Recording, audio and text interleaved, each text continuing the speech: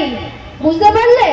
প্রবলেমটা সবার সব জায়গায় একই। তোমাদের সমস্যা হচ্ছে, এই সমস্যাটা আরো অন্য জায়গায় অন্য মানুষেরও হচ্ছে, কিন্তু সেটা পৌঁছে দিবে কে?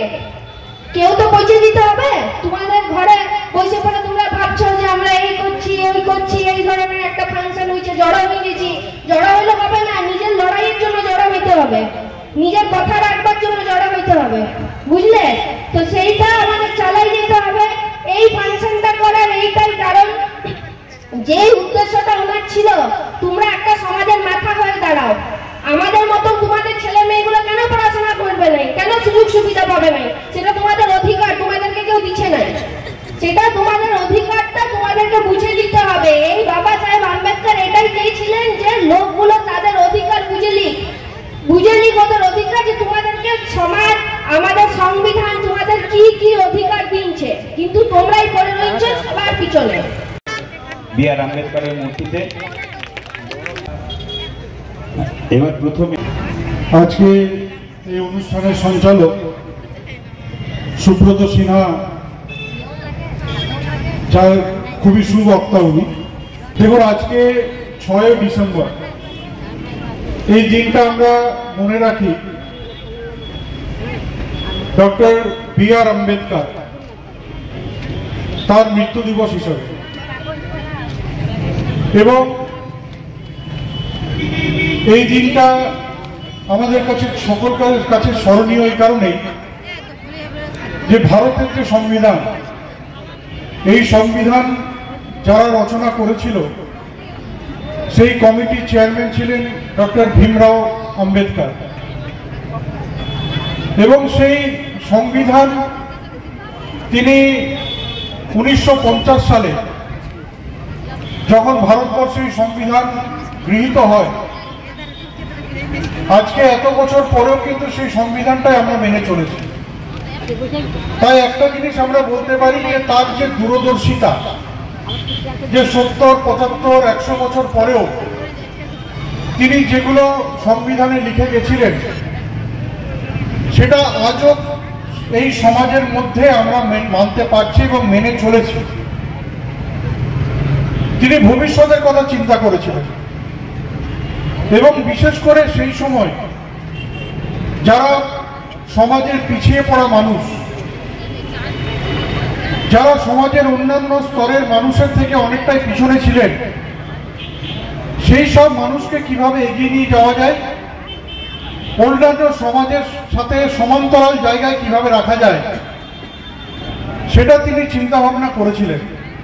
এবং সংবিধানে নানান সুযোগ সুবিধা এসসি এসটি দের দিয়েছিলেন। তাই আজকে যারা সামাজিকভাবে যারা পিছিয়ে ছিল, আজকে কিন্তু তারা পিছিয়ে নেই। একটা সময় মনে করা হতো যে যারা এসসি এসটি এই সমাজ থেকে আসেন, তারা কিছু কাজের জন্য নিযুক্ত থাকেন, যে কাজটা অন্যান্য সমাজের মানুষ করেন না। কিন্তু পরবর্তীকালে সংবিধানে তাদের যে সুযোগ দিয়েছে, আমাদের সরকার নানানভাবে তাদেরকে যে সুযোগ সুবিধা করে দিয়েছে, তাতে আজকে দেখতে পাচ্ছি যে এই সমাজ থেকে কেউ ডাক্তার হচ্ছেন, কেউ ইঞ্জিনিয়ার হচ্ছেন, কেউ আইএস অফিসার হচ্ছেন, কেউ আইপিএস হচ্ছেন, এবং বড় বড় স্থানে আজকে কিন্তু এসসি এসটি সমাজের মানুষকে আমরা দেখতে পাচ্ছি। নির্মাণ দিবস, যে উপলক্ষে এসসি এসটি ওবিসি মাইনরিটি ফোরামের আয়োজনে আজকের অনুষ্ঠানের মঞ্চে বিশিষ্ট অতিথিবৃন্দ, এলাকার জনপ্রতিনিধিবৃন্দ আছেন, মঞ্চের সামনে যারা বসে আছেন, এই সম্প্রদায়ের যারা আমার বক্তব্য শুনতে এসেছেন, সবাইকে আমার আন্তরিক শুভেচ্ছা, অভিনন্দন। যার মহাপরিনির্বাণ দিবস অর্থাৎ মৃত্যু দিবস উপলক্ষে আজকের এই প্রোগ্রাম, এবং বিশেষ করে যে সংগঠনের আজকের আত্মপ্রকাশের দিনের মধ্য দিয়ে আপনাদের সামনে তার দু একটি কথা বলার সুযোগ পেলাম। আপনারা হয়তো অনেকেই আমাকে দেখেছেন যে প্রথম বাঙালি হিসাবে এই কমিশনের দায়িত্ব পাওয়ার পরে প্রথম বাঙালি হিসাবে এসসি কমিশনের প্রথমে ভাইস চেয়ারম্যান এবং পরবর্তীকালে চেয়ারম্যানের দায়িত্ব নিয়ে সারা ভারতবর্ষে কাজ করেছি। পশ্চিমবাংলার বিভিন্ন ঘটনায় এই সম্প্রদায়ের উপর যে অত্যাচার হয়েছিল তাদের পাশে দাঁড়ানোর চেষ্টা করেছি, কারণ আমি দীর্ঘ প্রায় 38 বছর ধরে এই শোষিত পীড়িত বঞ্চিত সমাজের মানুষের সাথে। আজকে বাবা সাহেব আম্বেদকরের জন্মদিনে আপনাদের কি করবেন?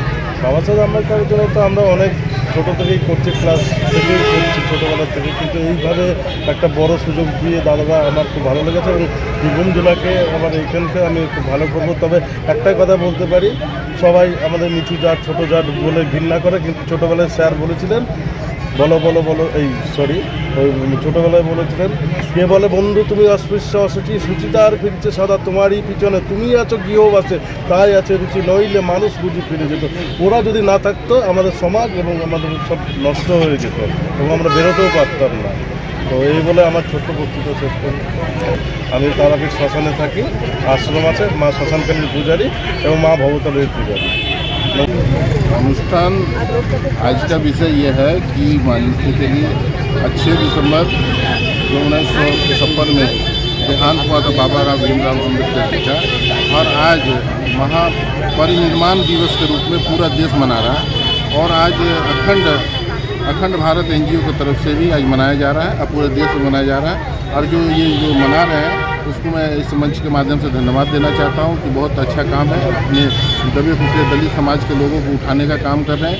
ये NGO अखंड भारत NGO जो काम कर रहे हैं बहुत सराहनीय है, और मैं इस मंच के माध्यम से सभी को धन्यवाद देना चाहता हूँ। बहुत लोकप्रिय काम है और हम लोग बाबा साहब का प्रेरणा स्रोत हैं और उसी के कदम पर चलने का प्रयास करेंगे। आज का कार्यक्रम क्या है? आज का कार्यक्रम है उसी के निमित्त आज परिनिर्माण दिवस मनाया जा रहा है, और उसमें सभी कोई राजनीतिक पार्टी ने सभी पार्टी के लोग यहाँ आए हैं और बाबा साहब को नमन करेंगे, श्रद्धांजलि सभा करेंगे, और उसी का अनुरूप ये कार्यक्रम कर रहे हैं। और सभी जैसे कि बाबा साहब ने एक मंत्र दिया था, शिक्षित बनो, संगठित करो, संघर्ष करो, उसी के निमित्त ये कार्यक्रम हो रही है और पूरा देश भर में हो रही है।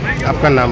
मेरा नाम डब्लू बावरी हुआ, मैं चितकुंडा निवर्तमान चेयरमैन चितकुंडा नगर परिषद का चेयरमैन भी हूँ, और बगल में ही झारखंड के बाद बंगाल के बाद झारखंड आ रहा है, झारखंड में बॉर्डर के उस पर।